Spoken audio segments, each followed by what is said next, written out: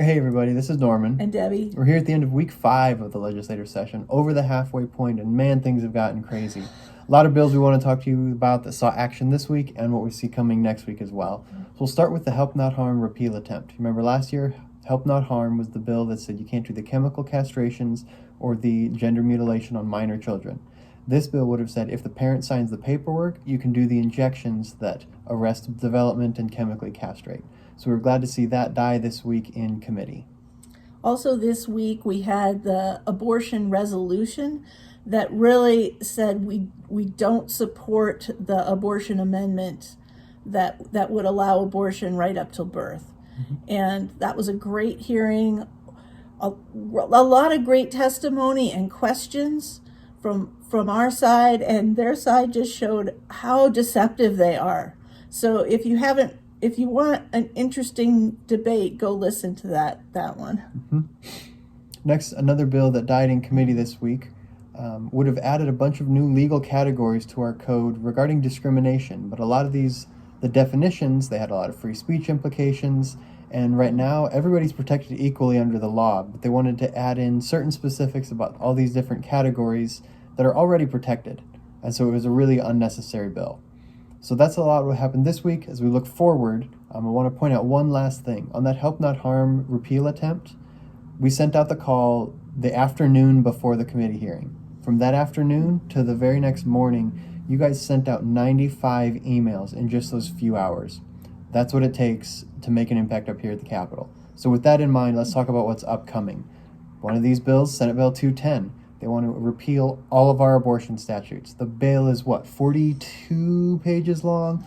Takes all of our abortion codes, strikes it all out, and then says before viability of the baby, you can do any abortions. After viability, you just have to come up with a health reason for doing it. So that's another bill that we'll be opposing in committee and hope to see die very quickly. A bill that we are supporting is a bill that would have the Department of Health create a video for the medical community to help explain our abortion laws and what they can and cannot do. And after testimony on the resolution this week, we saw that there were doctors testifying that inducing early birth, they consider that an abortion. And so there needs to be a lot more education to combat the misinformation that's out there. Yep. Moving on to the topic of education, the school choice bill that died in committee, there was a smokeout attempt this week. Smokeout is when the body, the House chamber or the Senate chamber, forces the committee to deliver a bill that the committee killed. So the first step, smoking it out, requires 1/3 of the members to support. So they smoked out the school choice bill, which means it's headed to the floor, but they still need to calendar it to actually get the debate. So smoke out requires 1/3 of the members, but to actually calendar requires half. So glad to see some movement and some fighting still there on the school choice bill this week. Another bill that we're going to hear next week is the signature removal bill. So as people are going out and collecting signatures on ballot measures, we've seen a lot of deception, especially on the abortion amendment.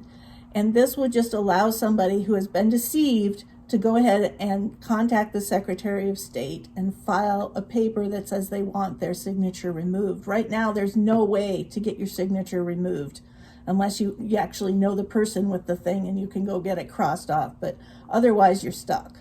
So we think this is a really good bill. And after the disinformation we've seen from the other side on the abortion resolution, this is very much needed. Right, because there's even people who said, hey, I want to sign the tax petition. Yeah. And they say, okay, here's the paperwork. And they started to sign it, but then they checked the other side quick, and it was the abortion one. When we were interested in the food tax, and they gave us the one, and I was reading on the one. back, and they're trying to get abortion signatures. Then finally, we want to talk about House Bill 1257. This is the age verification bill, requiring that explicit websites implement some sort of system to actually verify the age of the people getting on. We know that the average age for a child to accidentally stumble upon pornography is as low as 8 now. So 8, 9, 10, 11-year-olds are commonly just accidentally stumbling upon this on websites because the industry wants to get their attention. So this would require the industry to put some sort of age verification method in place to help make sure that kids don't accidentally stumble upon this. So a lot coming up in the coming weeks, a lot to keep you informed on, but Thanks for watching yet again, guys. See you next week.